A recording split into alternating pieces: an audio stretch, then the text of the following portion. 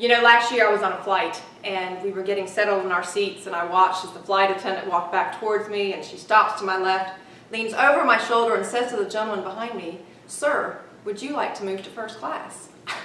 I'm thinking, well, how did he get so lucky, right? Well, as he stood up, I turned around and I saw a gentleman in full-dressed Army fatigues. And he asked her the same question. He said, "Why am I being moved?" And she said, "Sir, when you boarded the plane, someone saw you and wanted to give up their seat as a way to say thank you." Wow. I watched as those around us just reacted to that, and that was an incredible moment. Well, I actually thought that was a Facebook-worthy moment, unlike many I see, so I quickly tap away on my social media. And the hour flight to Cincinnati, I was surprised when I landed to have over 60 comments from people saying, "Wow, I am so glad you shared that. What an impact that is. I'm so glad to know that people still have that kind of patriotic spirit."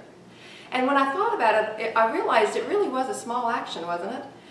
But it hit me, is that small actions have big impact. And that's really what we do, is we teach people a series of small actions, whether it's their enhancing their elevator speech, whether it's having a greater impact and they're open for the presentation, whether it's talking about the mental models that they have in their brain that may or may not be holding them back.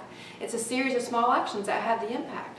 So in all the years that I've been doing this now, it's been 20 years, I've had the privilege to train or coach over 17,000 leaders from hundreds of Fortune 500 companies, people from 18 countries, 14 industries, and they're all asking the same thing.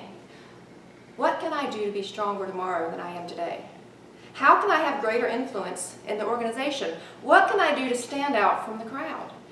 And what compels me is the fact that they all they're really asking is, how do I strengthen my personal leadership brand? And so that is really my joy. My joy is to inspire leaders to own their power. And that through a series of small actions done consistently over time, that they can have greater impact. And so that's how I help our leaders unleash their best self.